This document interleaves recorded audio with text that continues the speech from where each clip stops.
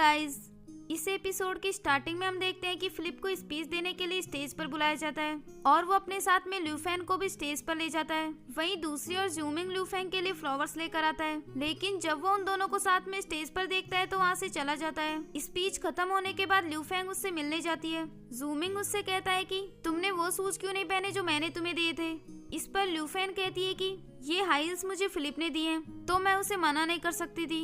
इसके बाद वो दोनों वापस घर जा रहे होते हैं, तभी वहाँ तियान रैन आ जाता है जो जूमिंग से कहता है कि तुम मेरे बड़े भाई हो, क्या तुमने लू फेन को हमारे बारे में बताया नहीं। इस पर जूमिंग उससे कहता है कि लू फेन मेरी गर्लफ्रेंड है, तुम इससे दूर रहो तो ज्यादा अच्छा होगा। फिलिप कहता है कि मैंने तो सुना है कि उसके बॉयफ्रेंड का नाम तियान रैन है और तियान रैन तो मैं हूँ। ये सुनकर लू फेंग उससे कहती है कि अगर वो तियान रैन है तो फिर तुम कौन हो। तभी फिलिप उसे बताता है कि इसका नाम जूमिंग है, ये मेरा बड़ा भाई है और जू ग्रुप का सीईओ है। अगर मैं तुम्हारा बॉयफ्रेंड होता तो तुमसे कभी झूठ नहीं बोलता। ये कहकर वो लू फेन को अपने साथ ले जाता है। इसके बाद वो दोनों साथ में बैठकर ड्रिंक कर रहे होते हैं। तभी फिलिप उससे कहता है कि तुम मेरे लिए बहुत स्पेशल हो, मैं तुम्हें बहुत लाइक करता हूँ, क्या तुम मुझे एक चांस दे सकती हो। इस पर लू फेन कहती है कि सॉरी, बट अभी मैं जूमिंग से एक्सप्लेनेशन लेना चाहती हूँ कि उसने अपनी आइडेंटिटी क्यों छुपाई। तभी फिलिप कहता है कि ठीक है, मैं तुम्हें फोर्स नहीं करूंगा, लेकिन मैं तुम्हें एक एडवाइस देना चाहता हूँ। तुम उन दोनों भाई बहनों से दूर रहो, वो बहुत बुरे लोग हैं और एक दिन वो तुम्हें जरूर हर्ट करेंगे। तभी लू फेन उससे पूछती है कि आप अपनी फैमिली से इतनी नफरत क्यों करते हैं। इस पर फिलिप ने उसे कोई जवाब नहीं दिया। इसके बाद लू फेन जब घर वापस आती है तो जूमिंग उससे सॉरी बोलता है।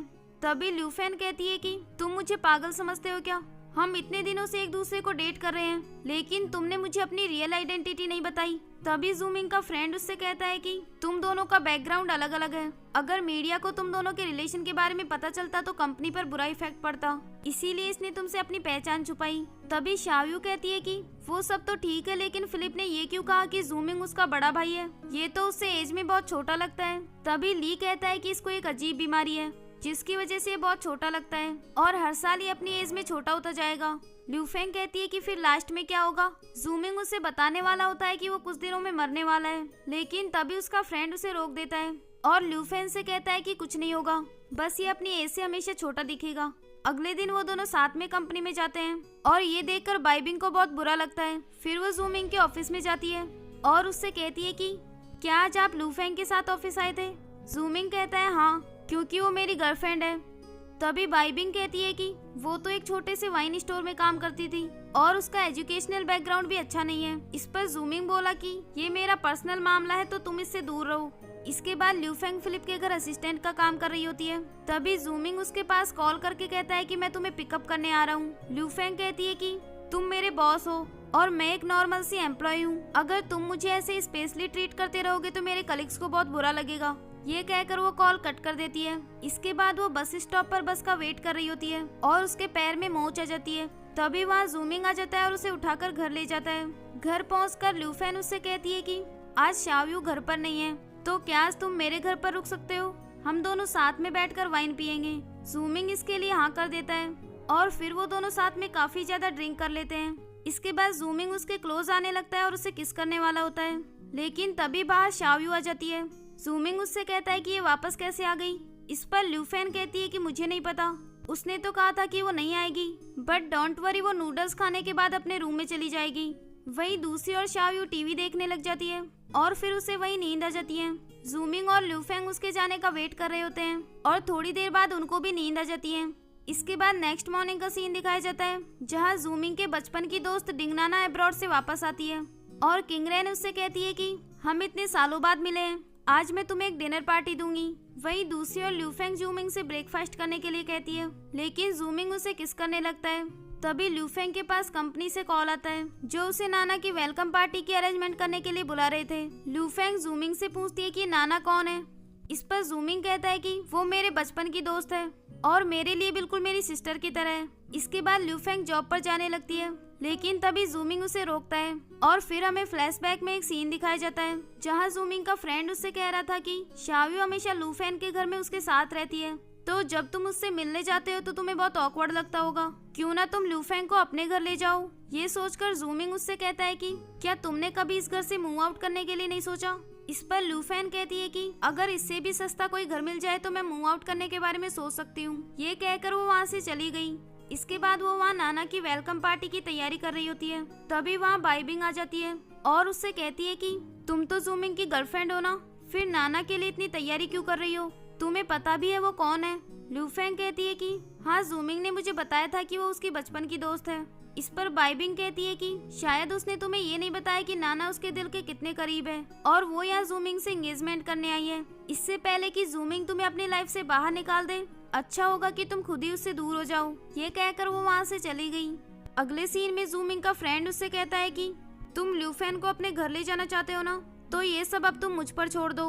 2 दिन के अंदर वो तुम्हारे घर शिफ्ट हो जाएगी। अगले सीन में नाना किंगरेन से पूछती है कि जूमिंग आजकल क्या कर रहा है। किंगरेन कहती है कि अब उसकी एक गर्लफ्रेंड है, तुम उसे हमेशा से लाइक करती हो, इसलिए तुमसे ये बात छुपाना लाजमी नहीं होगा। ये सुनकर नाना कहती है कि अगर वो सच में किसी को लाइक करता है तो फिर मैं उसे फोर्स नहीं करूंगी। वहीं दूसरी ओर हम जूमिंग के फ्रेंड को देखते हैं जो लू फेन के घर की लाइट कट कर देता है। अगले सीन में किंगरेन जूमिंग से मिलने जाती है और उससे कहती है कि नाना तुम्हें बहुत लाइक करती है, तुम्हें इस तरह उसे नेगलेक्ट नहीं करना चाहिए।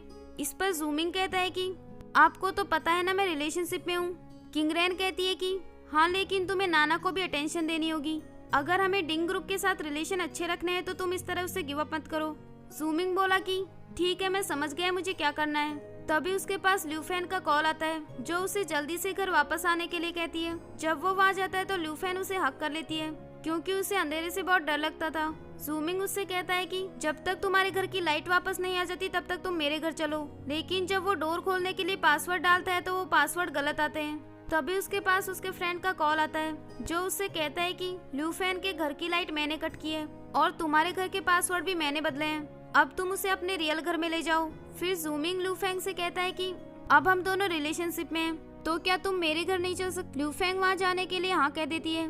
इसके बाद वो जूमिंग के घर आ जाती है और उससे कहती है कि तुम्हारा घर तो बहुत बड़ा है। इस पर लू फेंग कहता है कि हाँ, लेकिन मुझे तुम्हारे घर के सामने रहना ज्यादा पसंद था।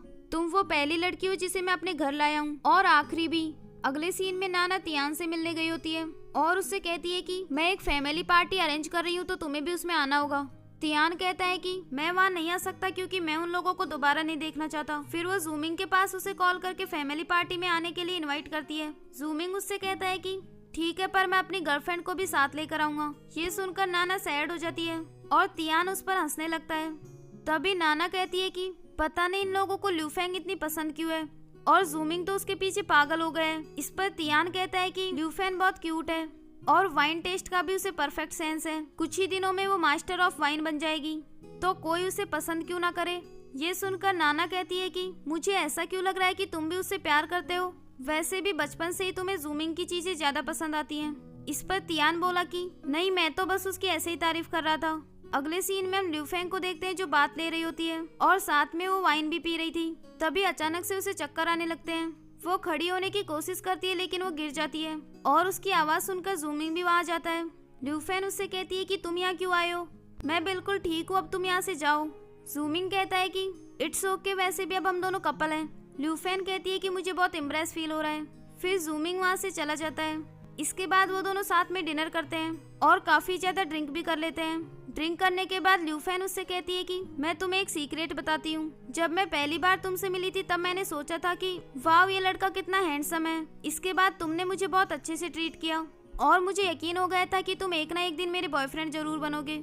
तभी जूमिंग बोला कि मैं भी तुम्हें एक सीक्रेट बताता हूँ। तुमने मुझे जो ये बात अभी बताई है वो तुम मुझे पहले भी बता चुकी हो और तब भी तुम ड्रंक थी।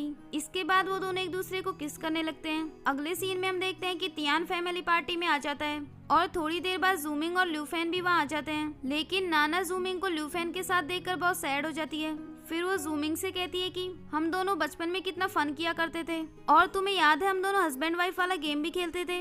तभी लू फेंग बोली कि वो तो सिर्फ एक गेम था, ये गेम तो बचपन में मैं भी खेलती थी। फिर नाना उससे कहती है कि तुम तो तियान के असिस्टेंट हो ना, तुम दोनों साथ में बहुत टाइम स्पेंड करते होंगे। तियान रैन इस पर हाँ कहता है।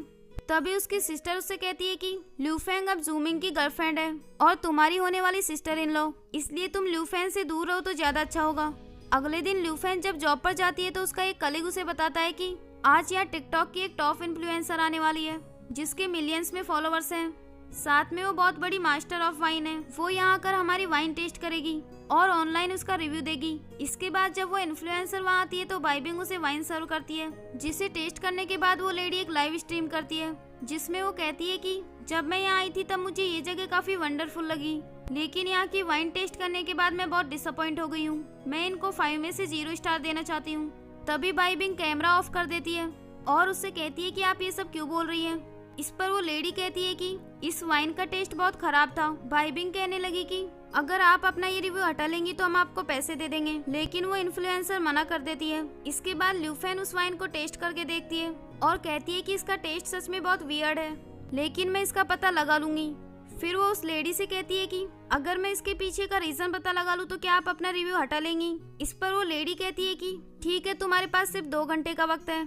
इसके बाद ल्यूफेन अंदर चली जाती है और उस वाइन की बोतल से लेकर वाइन टेस्ट करती है और उसका टेस्ट बिल्कुल परफेक्ट था। फिर वो बाइबिंग से पूछती है कि क्या तुमने सर्व करने से पहले वाइन के ग्लासेस को फ्रीज में रखा था। इस पर बाइबिंग हाँ कहती है। फिर ल्यूफेन बाहर जाकर उस लेडी से कहती है कि मुझे रीजन मिल गया है। एक्चुअली गर्मी के दिनों में हम वाइन के ग्लासेस को फ्रीज में रखते हैं, लेकिन मेरे कलीग ने उस ग्लास को गलती से फूड वाले फ्रीज में रख दिया था, जिससे उस ग्लास में स्मेल रह गई। इसका मतलब हमारी वाइन में कोई प्रॉब्लम नहीं थी, तो आप अपना रिव्यू हटा लीजिए। वो इन्फ्लुएंसर उसकी बातों से बहुत इम्प्रेस होती है और रिव्यू हटाने के लिए मान जाती है। फिर वो उससे कहती है कि तुम तो बहुत टैलेंटेड लड़की हो, फिर इतनी छोटी सी पोस्ट पर क्यों हो। तभी जूमिंग के अंकल मिस्टर सॉन्ग कहते हैं कि आप बिल्कुल ठीक कह रही हैं, ल्यूफेन बहुत टैलेंटेड है, इसलिए मैं इसका अभी प्रमोशन कर रहा हूँ। आज से यहाँ की नई डायरेक्टर ल्यूफेंग है। ये सुनकर ल्यूफेंग बहुत खुश हो जाती है, लेकिन बाइबिंग को बहुत बुरा लगता है। और इसी के साथ ही ये एपिसोड भी यहीं एंड हो जाता है। नेक्स्ट एपिसोड देखने के लिए इस चैनल को सब्सक्राइब कर लीजिए। Thanks for watching. Don't forget to like, subscribe and share the videos.